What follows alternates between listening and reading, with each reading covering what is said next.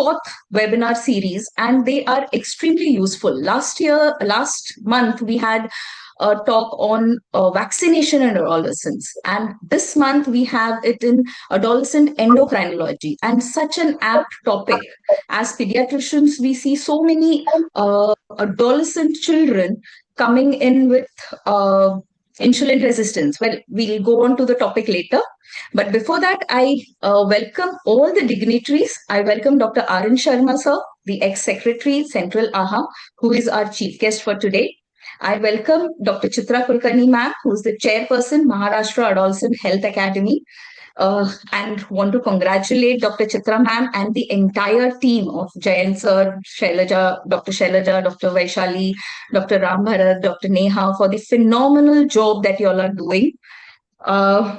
I also welcome our guest of honor, Dr. Jitendra Gawane sir, and our expert today, Dr. Abhishek Kulkarni, for today's webinar. Over to you, Dr. Amog.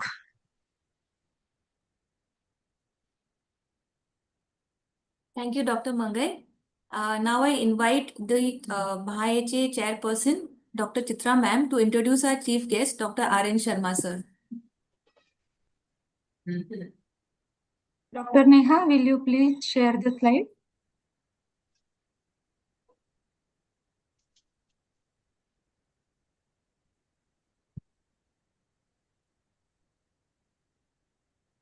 Good evening all, and thank you very much for the kind words, Dr. Mangai. I am very much happy to introduce our chief guest, Dr. R.N. Sharma sir, a very humble and down-to-earth person in spite of his high achievements. His experience and expertise goes beyond 35 years, and he has been in important positions like EB member, Secretary IIP, President IIP Agra, and till date, he is still active. We are really very fortunate to have such a high-end person as our chief guest for an important seminar of Maharashtra AHA. Thank you very much. Over to Dr. Amok. Thank you, ma'am. I would now like to request Dr. Sadachar to introduce our guest of honor for today, Dr. Jitendra Gawane sir. Dr. Sadachar?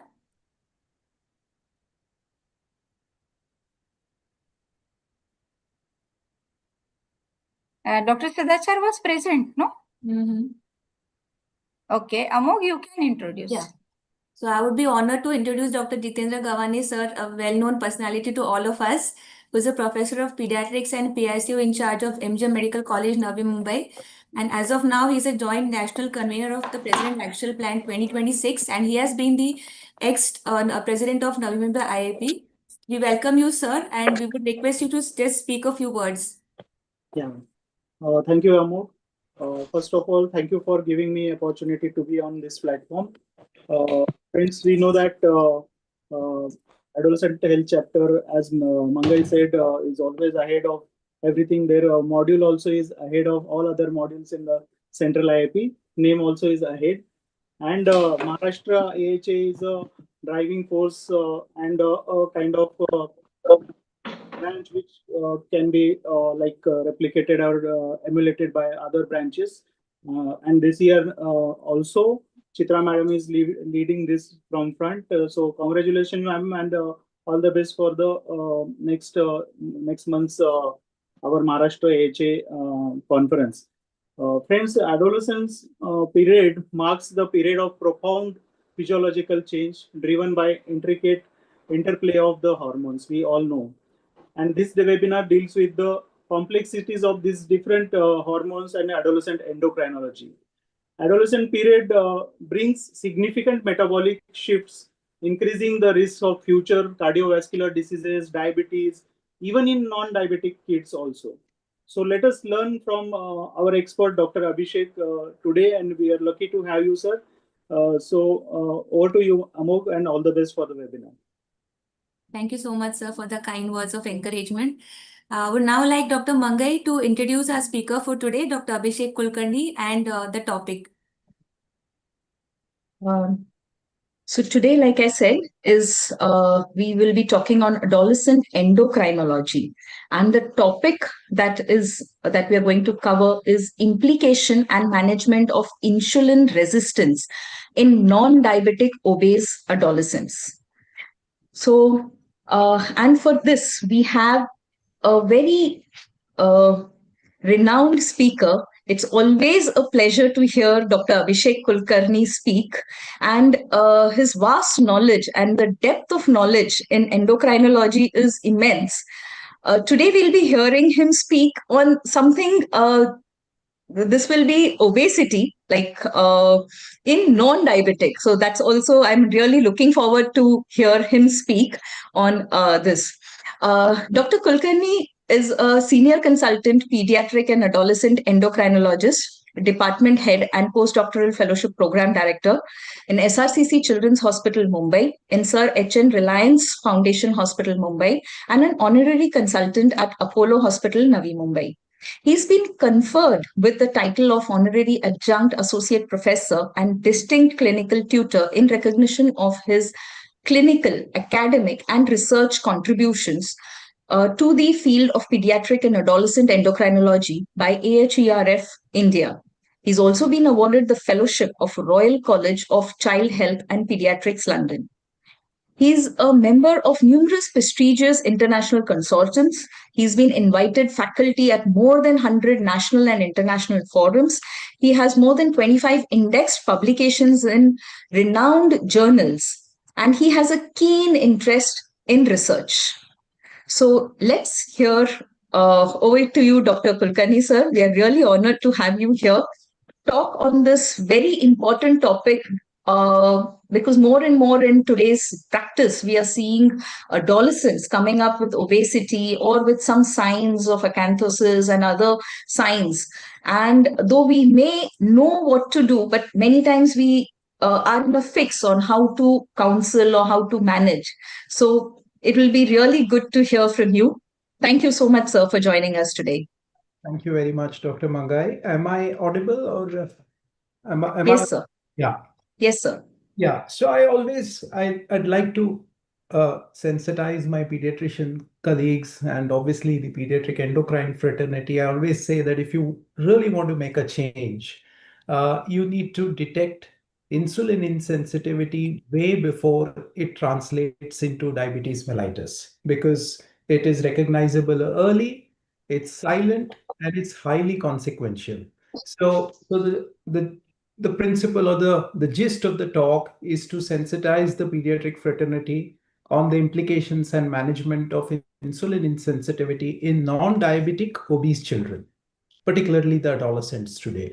So the Indian epidemic, 1 in 8 children in India are either overweight or obese. And it would be interesting to know that the newer definitions of obesity not just speak about the 23rd and the 27th kilogram per meter square adult equivalent, as we've been taught with in terms of the body mass index, but also speak of any excess or abnormal adipose tissue in the child. So just abnormally distributed visceral adiposity is also defined as being overweight or obesity. And it's very, very relevant to the subcontinent, because a significant number of our children and adolescents may actually not meet the BMI thresholds of percentiles or equivalents, but may be having visceral adiposity, putting them at risk of early metabolic syndrome.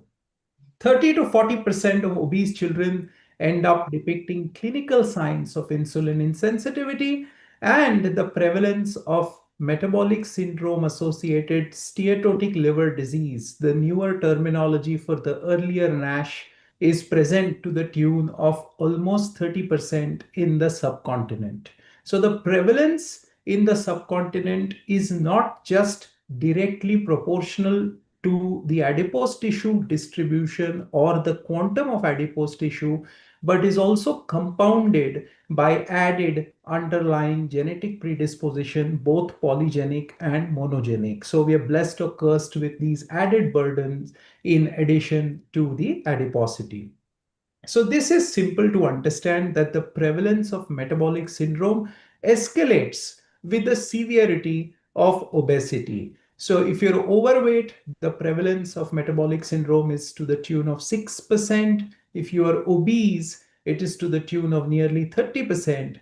And if you're severely obese, by which I mean your body mass index is conventionally 120% above the 97th percentile, almost 50% of that population would depict one or more signs of metabolic syndrome. Now, what defines insulin resistance?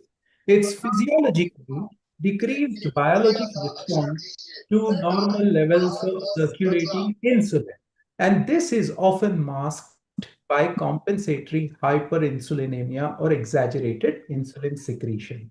Now, we need to understand that the body compensates and normoglycemia is maintained through excessive insulin production. So insulin insensitivity is a metabolic risk state and not a standalone clinical diagnosis. And in adolescents, the physiologic insulin insensitivity during puberty often unmasks pathologic insulin resistance. Now let's understand hyperinsulinemia. Hyperinsulinemia is defined as fasting insulin levels above the 75th percentile for the ethnic specific population, the age and ethnic specific norms. Now, this is the biochemical definition of hyperinsulinemia and not insulin insensitivity. Insulin insensitivity is a metabolic state, while what I have defined here is just biochemical hyperinsulinemia. So we have norms for everything in pediatrics, and levels above the 75th centile, ethnic and age, sex, and ethnic specific are used to define hyperinsulinemia biochemically. Now, though this must not be used routinely in clinical practice, but its use be limited to clinical research and assessing response of pharmacotherapeutic measures, homeostatic model assessment is the primary clinical tool for biochemical evaluation of insulin insensitivity. So the formula is level of blood glucose in millimoles per liter into level of insulin in microunits per ml divided by 22.5. And if you want to look at Indian specific cutoffs, fasting levels typically of more than 17 microunits per ml and the homeostatic model assessment value of more than 3.95 would be defined as insulin insensitivity biochemically. Now, a caveat here is clinicians should not routinely use fasting insulin levels because a number of factors confound its estimation. First and foremost being insulin should be processed at the place where it is collected and must not be transported. The timing of collection is important. The way the sample is stored is important. And very, very importantly, biochemical assays used for measurement of levels of insulin are poorly reproducible. So a higher level only has a positive predictive value and the value may not be reproducible on a different date because a host of physiologic factors determine the level, and insulin levels do not maintain a steady state concentration in circulation at all points of time. Now, let me explain a bit of physiology from visceral adiposity to systemic inflammation. This is what drives obesity and insulin resistance. I often, as a pediatric endocrinologist at a tertiary care center, it's more biology-driven obesity that reaches us rather than behavior-driven obesity. The behavior-driven obesity is very well taken care of by our pediatrician colleagues. And what we end up seeing in the tertiary care setting is usually obesity, insulin insensitivity, and metabolic syndrome, where biology actually drives the adverse behavior and the metabolic deviation. So the first phenomenon to occur is excess visceral fat leads to a spillover of free fatty acids, which directly impair insulin signaling pathways in the skeletal muscle and hepatic tissues. Now, there is also an inflammatory cascade because of excess adipose mass that the cytokines, specifically TNF alpha and interleukin 6, are exaggerated in circulation, creating a pro-inflammatory environment. South Asians particularly have a significant adipokine imbalance where there is decreased level of protective adiponectin and a pathologic increase in the levels of leptin and resistant levels. And ectopic fat deposition directly or mechanically leads to organ-specific insulin resistance and metabolic dysfunction. So these are the pathophysiologic mechanisms through which obesity leads to insulin insensitivity, setting further the cascade of metabolic syndrome and also vascular endothelial dysfunction. So to repeat again, inflammatory cascade, adipokine imbalance, and ectopic fat deposition. Now, let's talk of its clinical implication. As clinicians, this is what is important to us, and it's very, very well understood that insulin resistance precedes type 2 diabetes mellitus often by years. But beyond glucose control, what is not often spoken about is dyslipidemia, typically high triglycerides, low value of HDL cholesterol, and increase in small dense LDL particles, exponentially increasing the cardiovascular risk. Metabolic dysfunction associated with steatotic liver disease, which is the commonest cause of liver disease currently in the Indian setting.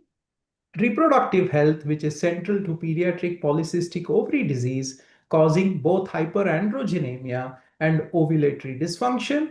And very, very importantly, the genesis of adult life vascular disease is begun in childhood and adolescence with the advent of insulin insensitivity. And the most sensitive marker which could be detected is carotid intimal media thickness, which can be found out by doing sensitive carotid Dopplers. PCOS and metabolic syndrome associated steatotic liver disease have the bidirectional threat. Now, what hyperinsulinemia does is it directly stimulates ovarian theca cells to produce excess testosterone, bypassing the normal regulatory mechanisms. This is what drives hirsutism and acne in teenagers with polycystic ovary disease. The second important mechanism is insulin resistance also reduces hepatic production of the sex hormone binding globulin, increasing the biologically active free androgens, again worsening the clinical signs. And by corollary, this leads to ovulation dysfunction, which drives the pathophysiology of polycystic ovary disease further. What we need to understand is fatty liver or metabolic syndrome associated liver disease is caused by the double hit hypothesis. The first hypothesis is influx of free fatty acids, which promotes deposition of triglycerides in the liver, and the more sinister pathophysiology is hepatic insulin resistance stimulating de novo lipogenesis, which leads to a oxidative and a pro-inflammatory state predisposing the individual to fibrosis and liver cirrhosis. Now, this is something unique to us in the subcontinent, the thin fat phenotype hypothesis or the South Asian phenotype. And this is where we've made a suggestion to the Indian Academy of Pediatrics to revise the anthropometric criteria and include waist circumference as one of the most sensitive and simple tools which the pediatrician, even in the extreme periphery, could measure appropriately with a stretchable measuring tape. Because as individuals in the subcontinent, we have higher visceral body fat percentages at equivalent or lower BMIs compared to Caucasians. And this particular adipocyte distribution leads to lower levels of the insulin sensitizing adipokine, adiponectin, which is one of the aggravators of early life metabolic syndrome. And the important take home message here for my friends today is standard BMI cutoffs, if they are adhered to blindly without looking at the clinical phenotype and adipose tissue distribution in the adolescent, may easily underestimate the risk of ensuing metabolic syndrome. Now let's talk as pediatricians. We our science is incomplete without the knowledge of genetics, and it's one of the very coveted areas of research that I like to pursue. And what we've learned so far with our own research over the last 2.5 decades is predisposition in the subcontinent to obesity and metabolic syndrome. And I'm going to talk very briefly about genetic factors and epigenetic risk mechanisms involved. Now, 30 to 60% of all insulin resistance, at least in the subcontinent, and type 2 diabetes is heritable. And so, simple family history is a clue that with or without a higher BMI and deviant adipocyte distribution, the individual may be at a higher risk of insulin insensitivity and type 2 diabetes. And when we talk of gene variants, it is very important for the pediatrician to stratify them into single nucleotide polymorphisms, which are polygenic traits that we inherit from our parents, and single nucleotide variants, which is a more scientific term for the word mutations that we inherit or may develop de novo in utero. So the common variants that we have personally identified and published in very reputed international journals from the subcontinent are single nucleotide polymorphisms and variants in the FTO gene, the insulin resistance syndrome gene, the PPAR and two other relevant genes which are the commonest in the subcontinent. Now, I'm going to talk of monogenic predisposition or monogenic etiology, but that's very, very rare and not the context of discussion tonight. But what the pediatrician must take home from the lecture is we must understand that 30 to 60% of all obesity, insulin resistance, and type 2 diabetes, at least in the subcontinent, is predisposed by gene variants, either polymorphisms or significant deviations in amino acid base pairs. And till date, close to 17 genes have been identified, of which the five commonest ones, which we have published from the subcontinent, I have highlighted here. Now, it also needs to be understood that the condition could be well programmed in fetal life in high risk situations, particularly where there is maternal obesity and diabetes, intrauterine growth restriction, prematurity, and a rapid catch up of growth in premature and small for gestation age individuals. So, this cohort is inherently at a higher risk of developing insulin insensitivity due to epigenetic programming. Now, this is something which is interesting and I wanted to highlight, but must be kept at the back of the table and not as a first line thought. There are situations where you will see children who are extremely wasted with an abnormal distribution or lack of fat but depicting significant acanthosis nigricans and often manifesting even with hyperglycemia. Now, if you see a picture like this, where a child is failing to thrive but depicts clinically significant acanthosis and almost manifests with hyperglycemia with or without syndromic manifestations, it's the situation where one would think of monogenic insulin resistance syndromes. And to simplify it, I have classified them into those involving the insulin receptors and those involving the post-receptor signal transduction. So this is something that the pediatrician must not miss, but is very, very rare in clinical practice. And these patients often depict values of insulin to the tune of 100 microunits per ml or above. And the syndromic ones typically are short, have intellectual disability of some form, and other organ malformations. And these patients, in contrary to being overweight or obese, will actually depict lack of subcutaneous adipose tissue. Now, screening in the outpatient. Now, we would not, now let me emphasize again, is we do not recommend performance of fasting insulin levels by the pediatrician in the tier 2, tier 3 setting, only if the pediatrician has access to a processing unit and can get the sample collected and processed in the first batch after collection. Would it be permissible to collect a sample for fasting insulin levels?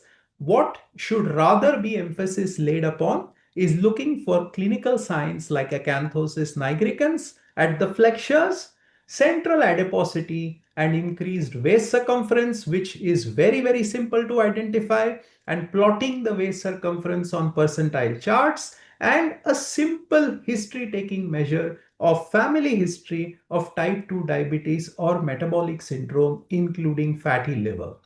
Biochemical assessment, if you have to perform, you'd rather look at fasting lipids to assess if there is triglyceride elevation. Look at the SGPT to understand if the transaminases are showing an increasing trend, and the oral glucose tolerance test where you suspect dysglycemia to occur long before hyperglycemia sets in, and where the setting allows you to assessing the homeostatic model for assessment of insulin resistance by the formula that I mentioned about earlier would be permissible.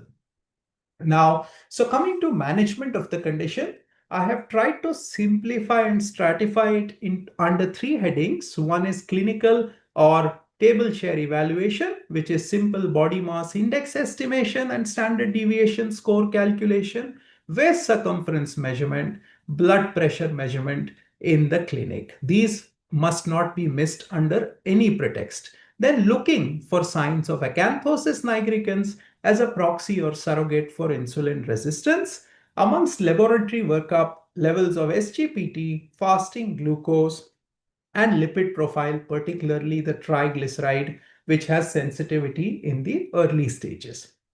Now, coming to management, lifestyle is the key, has to be long-standing, but often fails in isolation in the subcontinent because of an added underlying very, very strong genetic predisposition. But the take-home message again here is the mainstay of management revolves around lifestyle modifications, particularly those which are sustainable in the long run.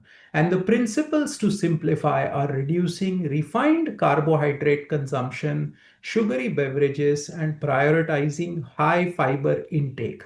Calorie restriction is suggested in settings where the BMI exceeds the thresholds of definitions of obesity, and restriction of calories is always performed in phases of 3 to 5% at a time and not more, and also very importantly based on existing dietary recall of the individual rather than trying to chase idealistic calorie diets. So we always ask nutritionists to assess a detailed dietary recall over the past 14 days, and where BMIs are exaggerated, we do recommend 3 to 5% calorie restriction, never more than 7% in the first phase, but always based on the existing dietary recalls, and never do we chase idealistic numbers.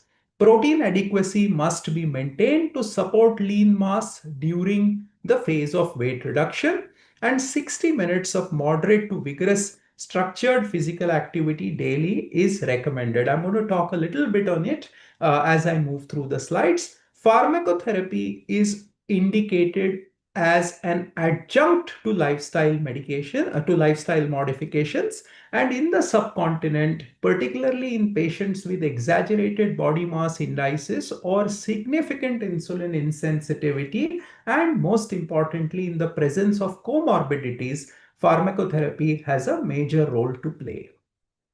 Now, the management pillars, as I mentioned, are lifestyle intervention. It's the absolute cornerstone, but must focus on sustainable dietary changes and increased physical activity. The changes must be sustainable and reproducible for the adolescent to be adherent to them.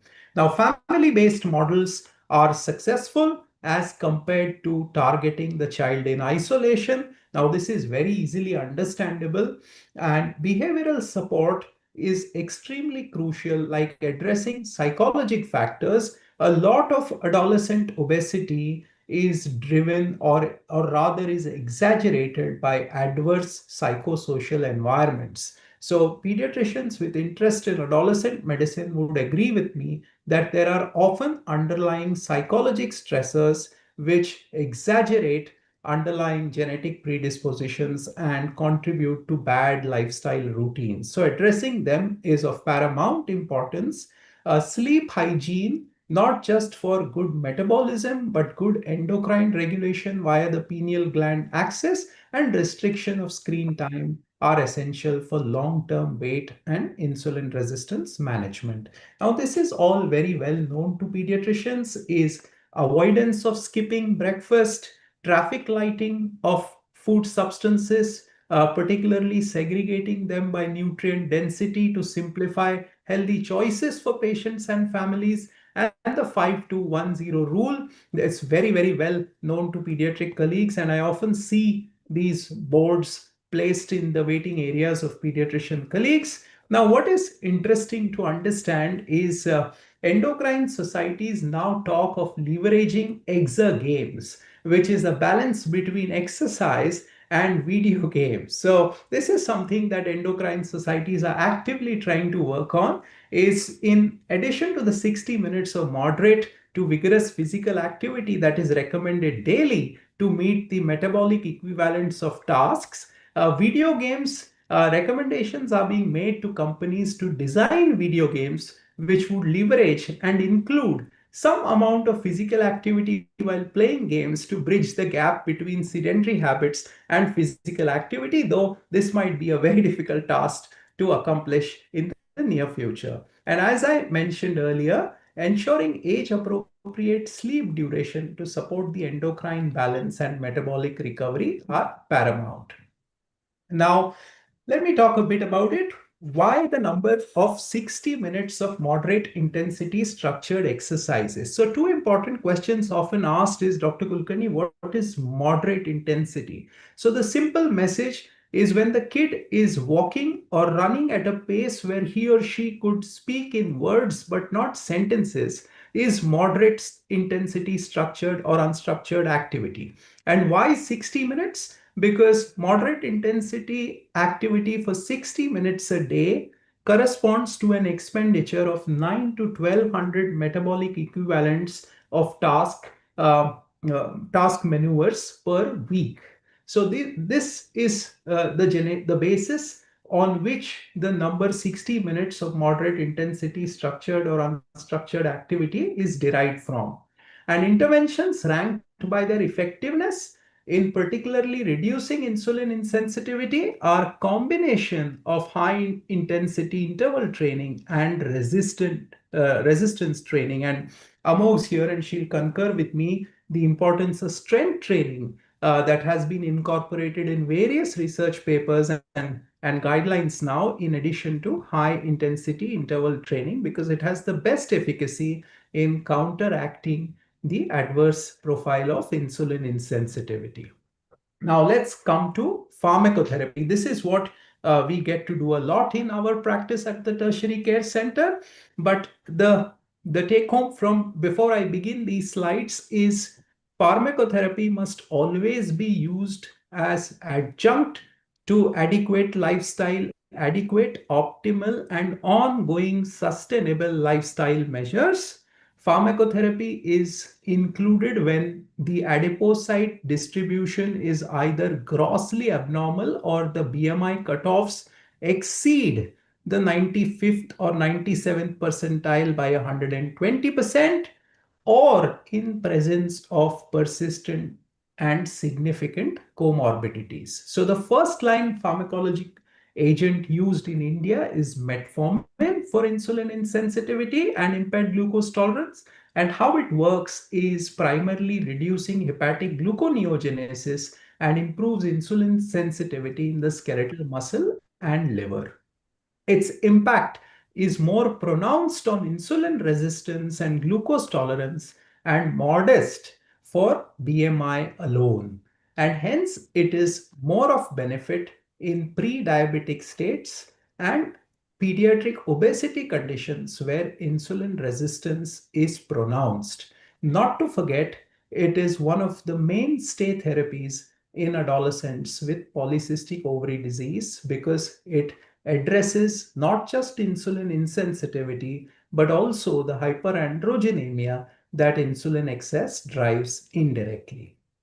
Now, this is something which is of interest to all of us, and these drugs are at least 5 to 7 times more potent as compared to metformin when we talk of efficacy in insulin insensitivity. And for obesity, even without insulin insensitivity or with insulin insensitivity, these drugs are almost 10 to 20 times more potent than metformin alone, and they too act via the AMP kinase pathway but have a host of other mechanisms, including transforming your white adipose tissue to brown and beige adipocytes, which are actually the storehouse of mitochondria, which run thermogenesis. And hence, these drugs have the capability to increase the resting energy expenditure of obese individuals. Now, all of us who do research in adolescent endocrinology realize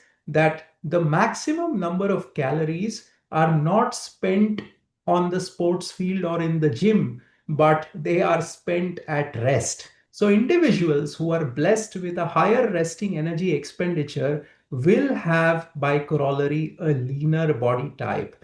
And the GLP-1 receptor agonists are the only class of drugs which can transform white adipose tissue to beige and brown adipocytes, which have the capacity to increase resting energy expenditure.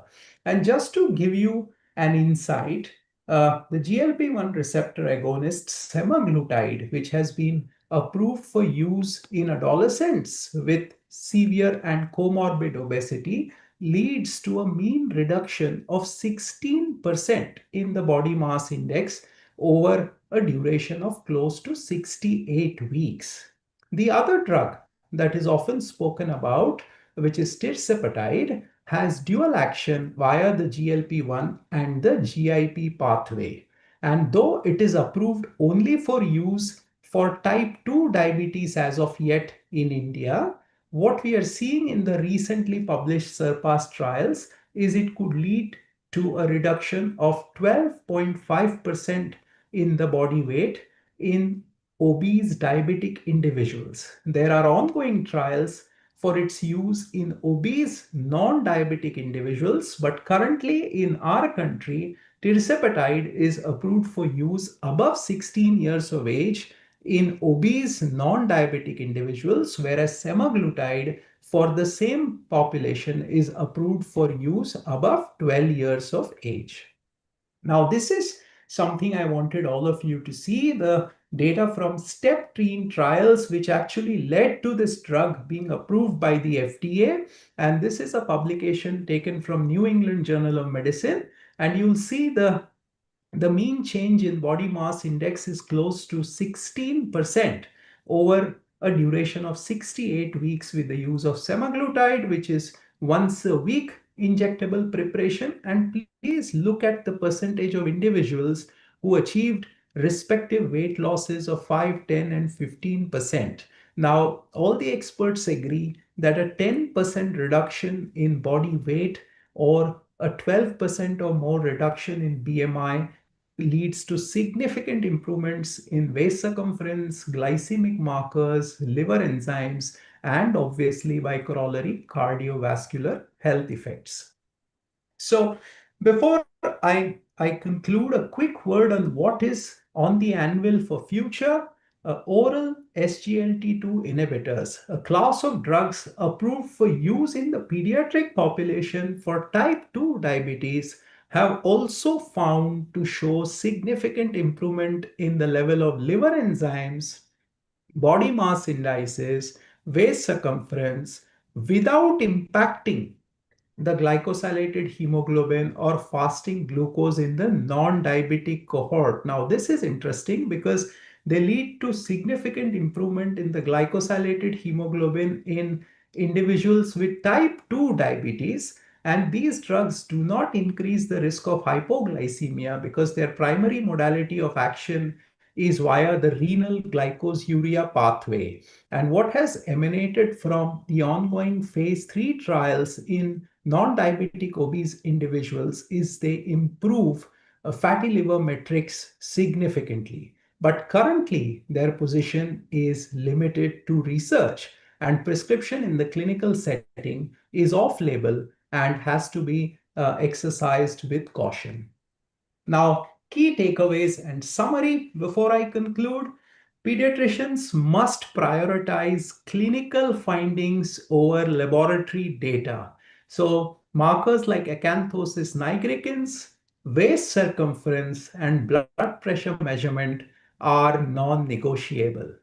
Please understand we Indians have the thin fat phenotype. So we need to remember that the standard BMI cutoffs underestimate the risk of adolescent metabolic syndrome and the higher metabolic vulnerability at comparatively lower body weight thresholds. Though extremely rare, screening for monogenic forms must be considered in thin individuals with insulin insensitivity and very obviously in cases where dysmorphism, lipoatrophy, and syndromic features are very, very explicit. Intensive lifestyle therapy remains the cornerstone, but in the subcontinent with a higher underlying genetic predisposition, appropriate use of pharmacotherapy where indicated is essentially the norm.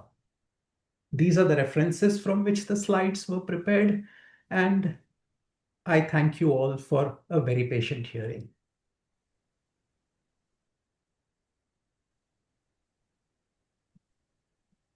Thank you, Dr. Abhishek. That was a very informative and exhaustive session.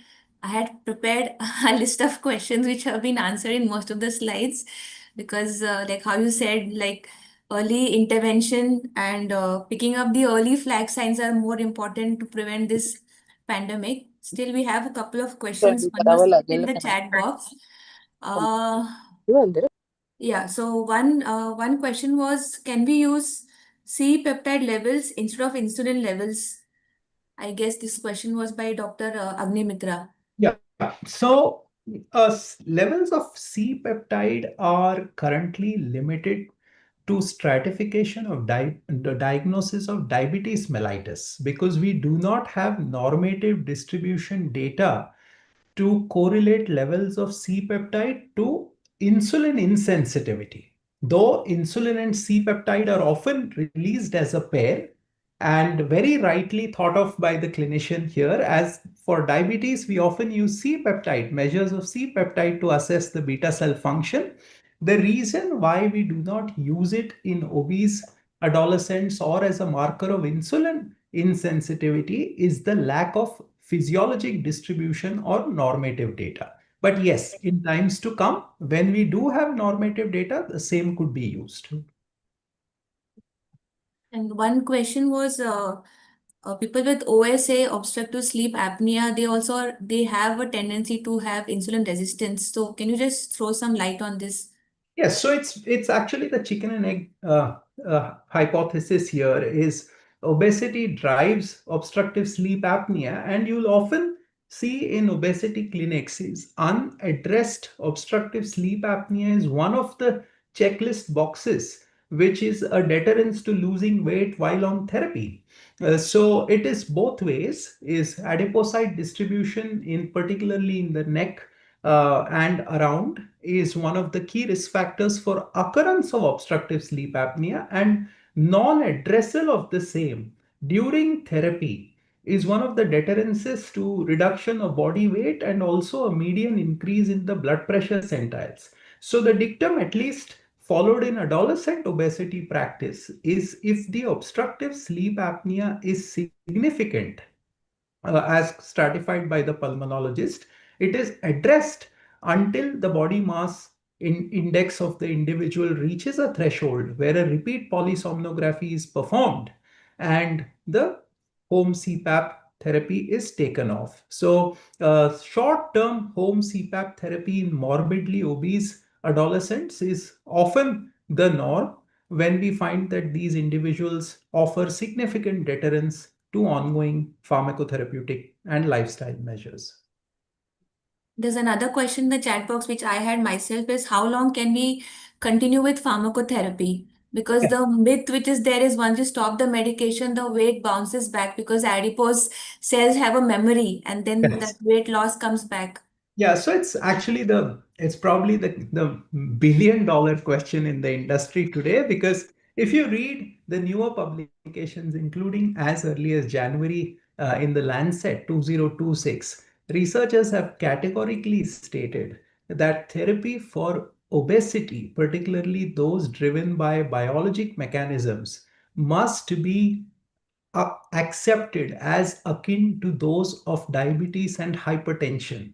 So, obesity now is increasingly being classified as a chronic, relapsing, multifactorial disease driven by genetics and or biology, and the therapy too must be as long as the biology persists. But if you ask us our own experience in the last decade since semaglutide, initially liraglutide and then semaglutide has been available, is there is an entity called down regulation of underlying biologic pathways. So a significant number, a good 60% of patients who have been treated for a duration of 2 years or more with pharmacotherapy may have significant down regulation of the aberrant pathways. Now, in the South Asian population, it's typically the PPARG gene, the FTO gene, the insulin insensitivity, and the uncoupling protein 1. These four, for strange reasons, when treated with pharmacotherapy for a long duration, undergo significant bit of biologic downregulation. It is akin to caging a wild tiger for years and then hoping that the tiger has forgotten to hunt. So that is how I like to put it to my patients when they ask me that, am I going to be on it for life? Now, in South Asia, the American physicians are very categoric. And when they start semaglutide, they tell their patients that you might need to be on it on a small maintenance dose forever, like doses like zero point 0.5 or 1 milligram. But here in India, neither the physician nor the patient accepts it currently for obesity without diabetes. If someone is already type 2 diabetic, it's still very easy to talk of long-term therapy to him or her. But if it's an obese, non-diabetic individual, the statistics, if you ask us our own data, good 60 to 70% of these patients will have significant down regulation. And if you want me to put up a percentage, they will probably gain back 30% of body mass index of what they have lost over a duration of 2 years. So over 52 and 52, 104 weeks of therapy, what we've seen is 60 to 70% achieve success. And if they have to gain back, they would gain back about 20 to 30% of what they've lost. And the phenomenon here is down regulation of the gene function. So you can't cure obesity, but with chronic hammering of the aberrant pathways, you can expect to downregulate them by good 60 to 70%. There's a paper on this in the Lancet this year in Jan, and it talks of this hypothesis, though a lot of it still needs better elucidation. Yes, it comes down to lifestyle modification at the end of the day. Yes. Right. I know you're a very big proponent of lifestyle measures, but I mean, I have a point of contention here is the type of population that you and I deal with. So you are dealing with much larger number of children where the proportion of behavioral abnormalities having triggered the obesity and metabolic dysfunction is higher, whereas all my friends would have screened and done what they had to, after which they will write a referral note to me. So the type of population that I'm going to see is the one where biology is driving the dysfunction, and it's the bad biology which doesn't allow the patient to adhere to lifestyle recommendations that you and I give, and also makes him or her crave for high glycemic index carbohydrates. So, Yeah, that's a point well taken, Dr. Abhishek. I had one more question. is puberty normally a physiologically insulin resistant state? Because we've known about this. Absolutely. And that's why, it makes a lot of sense an adolescent chapter talking about insulin insensitivity, because it's the time where insulin sensitivity is at its lowest. And that is why you'll often see that the borderline type 2 diabetics often decompensate during puberty, and why type 2, even type 1s who have a limited beta cell reserve or latent autoimmune diabetes of the young would often decompensate when the physiologic insulin sensitivity is at its trough, which is typically puberty because of the high levels of sex steroids in circulation. Yeah, we have Dr. Preeti Gargali with us, a very renowned adolescent expert from Bangalore, and I'm sure everybody knows about ma'am. So, ma'am has a few questions for us. What is the cause of acanthosis in IR? What Yeah. is the reason? Yes. So as I mentioned during one of my earlier slides, is insulin resistance is a physiologic state of hyperinsulinemia. So normoglycemia is maintained at the cost of compensatory increase in insulin secretion, which then goes and occupies the IGF-1 and IGF-2 receptors, which leads to excess cell proliferation. And that is what leads to the velvety thickening at the flexures, because these are more densely clustered at the flexures. And that's why we advocate looking at the flexures while we are looking for signs of acanthosis. So what is your opinion about waist to height ratio to measure IR? Yes, obviously. So in fact, the simpler tool that we have done now, waist to height, again, will need a lot of further delineation distribution. So the simpler tool which Dr. Khadilkar's group had published a few years ago is just the waist circumference. And basically what we are looking at is visceral fat distribution.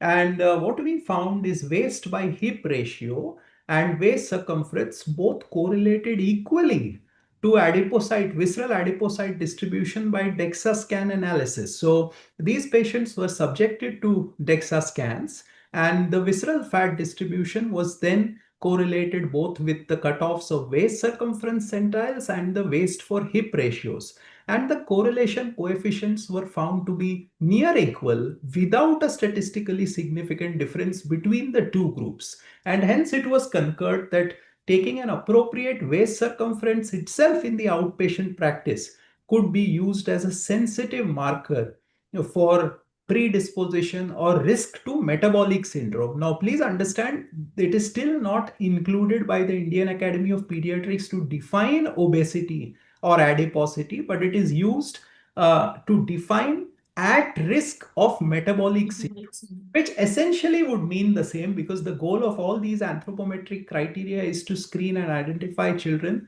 who are at risk of metabolic syndrome. Yes, and is acanthosis reversible?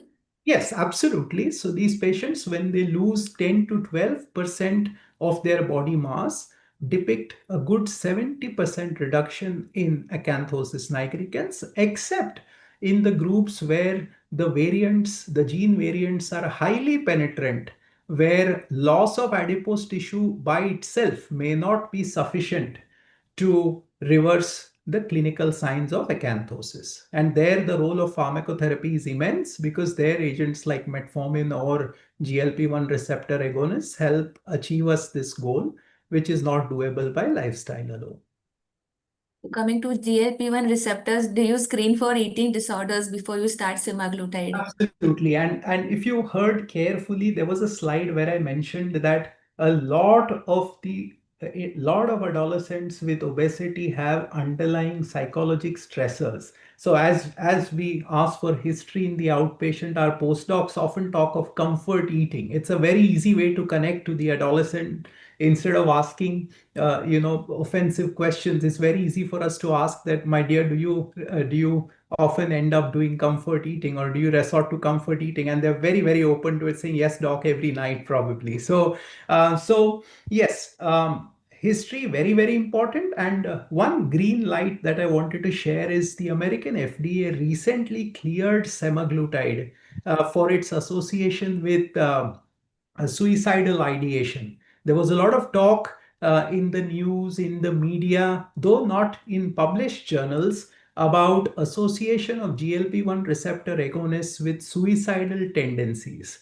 Now, what I'd like to clarify is these drugs via the hypothalamic nuclei reduce the orexigenic peptides. Now, this is one of the key ways how they curb craving for high glycemic index foods. Now, you and I and every one of us here on the platform would agree that irrespective of our mood and how tired we are, food does make us happy. You go to a wedding, you go to a party, you are always going to be happy looking at the menu. And this is because of the orexigenic peptides secreted in the hypothalamus, which are affected via the various nuclei. Now, by occupation of these and by increase in the GABAergic neurons, neuronal activity, these drugs bring down the levels of orexigenic peptides, and hence a reduction in the mood score is well known while on GLP-1 receptor agonists, like it is for other neurotropic medications which act via the GABAergic activity.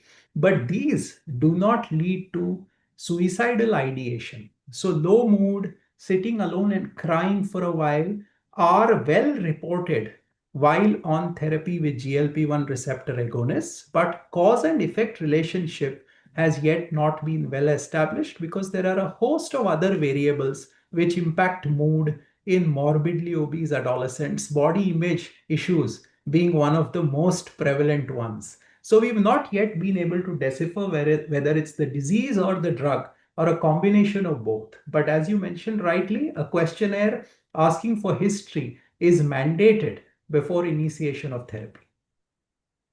Is there any role of oral semaglutide as compared to injectable? Yes, so in times to come, surely, but what we need to understand is the conventional doses of semaglutide of 3, 7, and 14 milligrams that are available in India for treatment of type 2 diabetes are currently not dose equivalent for treatment of obesity without diabetes.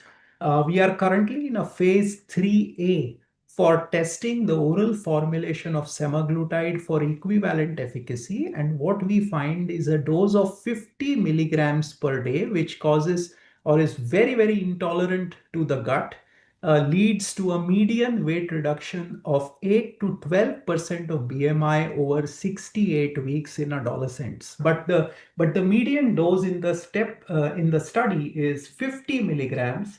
And anyone who's taken oral semaglutide for type 2 diabetes will tell you that he or she can't tolerate doses more than 7 or 14 milligrams if he or she is very, very determined, along with proton pump inhibitors and domperidone. So, we personally do not have experience of use of 50 milligrams outside the clinical trial setting as of yet.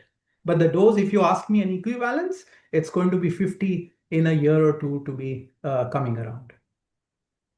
One last question from Dr. Preeti is, what is ominous octet, which you've mentioned in the sequence? Yes, absolutely. So we're digging deeper into physiology. Dr. Preeti, thank you for this. Is basically in addition to escalating the resting energy expenditure, which is what drives their anti-obesity action and slowing of the gut motility. What these drugs, both the GLP-1 and the GLP-GIP dual agonists do is they augment beta cell function. So basically, in simpler terms, they delay progression from pre-diabetes to diabetes by reducing beta cell apoptosis. So that's one of the key components of the ominous octet is movement of the cells into apoptosis. So that is slowed by these group of drugs.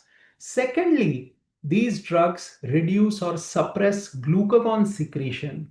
And thirdly, very, very importantly, these drugs suppress de novo lipogenesis. So they independently of their effect on BMI can also reverse the fatty liver complex or the MASLD condition. So that is what the ominous octet is. This is the hidden secret of these drugs. And Dr. Preeti, I'm happy you brought it up. So these drugs have a host of benefits in addition to BMI alone. Thank you so much, Dr. Abhishek. It was a rapid question answer round, which you've taken so well. And the audience has definitely gained from today's session. If anybody else, Dr. Sharma, you want to ask anything, sir? You want to add your comments? Yeah, sir, please unmute. Thank you. And Thank you, Dr. Chitra ma'am and all team Navi Mumbai AHA and IAP and all stalwarts of the IAP AHA office bearer of IAP and AHA. Thanks for giving me this opportunity. So all is well covered by Dr. Abhishek. Thank you, sir. Thank you for enlightening us for the very interesting and emerging field of insulin resistance in adolescent. Thank you for a very excellent talk. So just highlight few things. So the fasting insulin is important to measure. And family history, as Dr. Abhishek expressed, 30 to 60% families history is positive in diabetes. And all is well covered. The implications lead to diabetes mellitus, cardiovascular, metabolic syndrome, PCOS, non-alcoholic disease or liver disease. And one important thing I would like to stress, psychological impact of this is also important for adolescents, like low self-esteem, depression, and body image issues. Management, well discussed, balanced diet, physical activities, 1 hour daily, and sleep is also an important factor in this. 8 to 10 hours sleep for adolescent is must. And limitation of screen less than 2 hours in this era, digital era, is also important. And in my opinion, Dr. Abhishek is also saying the pharmacotherapy should be kept in the last option. No medication and drug for this. And one more important, as I feel in my life, everybody, adolescent or adults, your body give indication to you, to your mind, that there is something bad in the body. We misstress it just like a satiety center. We misstress indication or ignore that indication. That lead to the diseases of the modern diseases of the life. So in the last, I would like to say, listen, just be advocates, parents. Listen to your child, listen to your child, listen to your child. I just want to say, listen to your body. Listen to your body, listen to your body, and you will come over all the problems, physical and mental. Thank you. Thank you very much for giving me this. Thank you, sir. It's a family-based intervention at the end of the day. Dr. Sitra ma'am, do you want to add a few comments? yeah, like most of our colleagues from US, they say that yes, we use the injectable drugs very often because we cannot control the lifestyle.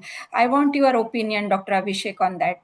Yeah, so as mentioned previously, rather than looking at, I have a policy which a lesson I've learned over the last 2 decades in practice is, and also now it is being increasingly published, is we look at adolescents with obesity in terms of the etiology rather than the quantum of the weight or the adiposity that they possess. So a large part of our time is spent initially in stratifying the etiologic basis of obesity. If we find that it is predominantly the lifestyle component, then unless there are presence of comorbidities, we like to reserve the drugs for a later date. Now, presence of comorbidities leads to early action because these comorbidities can cause significant hazards, and as adolescent experts you'll realize they follow the principle of tracking. So if you don't hit them hard in adolescence, they're going to track into adulthood and be there forever. So presence of comorbidities is an immediate indication for pharmacotherapy. Otherwise, what I personally like to do, and is usually now the published norm, is stratify the obesity based on etiology and its extent. So class 2 obesity with comorbidities or class 3 obesity even without comorbidities becomes an indication for pharmacotherapy. But class 1 obesity without comorbidities, this is what the pediatrician is commonly going to see. And the role here is to understand what is the biology driving. Is it biology or is it behavior that is predominantly driving the obesity? So if you have an underlying genetic and or epigenetic mechanism which has triggered or aggravated obesity, there is a definite tilt towards pharmacotherapy, because in these conditions lifestyle alone, even though is the mainstay, is often unsuccessful. And if you ask me percentages, most researchers have published numbers of close to 60%, saying 2/3 of all of these obesities will relapse chronically on lifestyle measures alone, because these individuals have a disease. Whereas where behavior is driving the biology, lifestyle measures alone in the absence of comorbidities suffice. But what happens when you're making an advocacy is you cannot make a random or an empiric advocacy for pharmacotherapy. So across fora, you will hear people talking of lifestyle measures as the mainstay. But as we dig deeper, it's the extent and the underlying etiopathogenesis that decides as to who is going to need pharmacotherapy early in the course of treatment of the illness. So how long to wait? Like for 1-2 years, or we have to So the categorize and start? So the guideline in class 2 obesities and class 3 obesities is to start treatment early. Class 2, if there is presence of comorbidities, then you do not wait.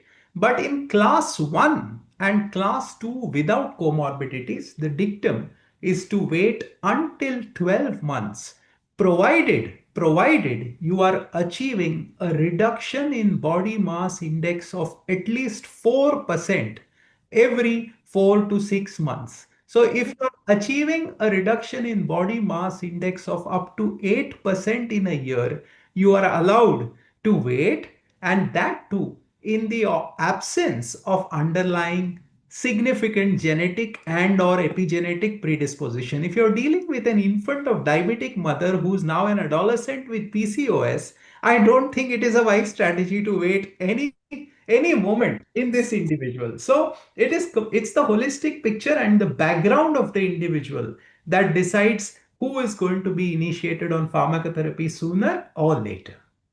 Perfect. Thank you. Okay. Thank you so much, ma'am. Dr. Mangai, you want to add anything? No, it was an excellent eye-opening talk. And all the comments that have come from everyone are also significant. I think what I would add here is, as pediatricians, the onus of identifying these children lies on us. But the therapy or the treatment or the management is more of a teamwork, where even adolescents experts come into the picture to handle the mental health of the child and to motivate the child, and then experts like Dr. Kulkarni come into the picture to handle the drugs and the other indications and management. So it's a full teamwork.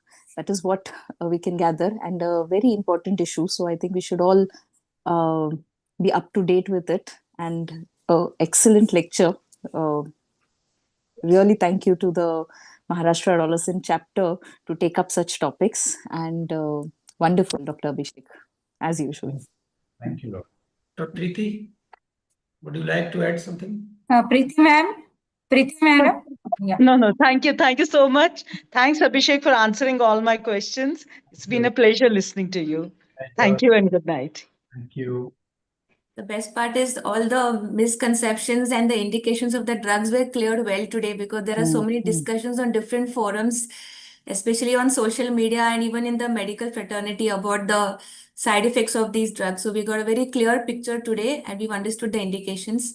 Thank you so much, Dr. Abhishek, for being so patient and answering all our questions, even though it's 15 minutes past 10. So now I would like to invite Dr. Vaishali Srisetti ma'am, the Secretary of MAHA AHA, to give the official vote of thanks. Yeah, thank you, Amok. I'm very much thankful to all the audience because that is the most important thing. And the one important thing I would like to highlight over here that Dr. Kulkarni has said, prevention begins with understanding and reversal begins with action. So that was the take-home message, and that was very wonderful. I'm very much thankful to Dr. Sharma as he told us regarding that we should listen to your body because the body gives you signal all the time, and we should understand what are the signals and you should react accordingly. I'm thankful to Dr. Mangai also, Dr. Preeti Galgali madam, and those who are present on Zoom platform. So thankful to all of them, and actually we should stay connected with each other because after all it's a teamwork, and we should do something good for the adolescents by early understanding and changing their lifestyle management. So thank you so much and good night. Good night, everyone. Thank you. Thank Thank you. you. Good Ma'am, night. just Good night. before More we announcements. sign off, Stop. yeah, I would like to announce Thank that you, the next. Abhishek, and thank you, Kulkarni madam. Thank you, Amok. So just a minute, sir. We Excellent. have the next session coming up next month in April, which is going to be taken by Nasik AHA, and we have with us Dr. Deepashri Tatar, who is going to be giving us a little bit of information about the same. Dr. As well Deepashri? as Dr. Sadachar is also there. Both Yes, the yes. Dr. candidates from Sadachar is there. Nasik Right. Yeah, city branch are just here. Yeah. yeah. Thanks a lot. It was excellent talk, Dr. Abhishek sir. It was really eye-opening. Just an announcement that next month we are going to have a talk on the high-risk behaviors in adolescents and how to deal with it with various strategies and interventions. So please remain in contact with us and do join next time. Thank you. Yeah, one more thing, sir. I Yeah. have already posted on the group that all of you should fill the Google Sheet regarding your city branches, who are the presidents, treasurers, as well as the secretary. Please fill that Google Sheet properly because we have to send it to AHA, Central AHA, by tomorrow. So I'm requesting all of you, those who are present over here, even on the group also. So thank you so much. Yes. Dr. Deepashri, you want to share something about the next coming up webinar? It's okay. She's not available probably. Over to Dr. Amog. Yeah, thank you everyone for a patient hearing, and especially to Dr. Abhishek for sitting with us till the end. Thank you so much. We're really delighted and we're very grateful for your time and efforts. Thank you so much. Good night, everyone. Thank you for the Good opportunity. night. Bye-bye. Good night. Shall I end the meeting? Thank you, sir. Thank you so much.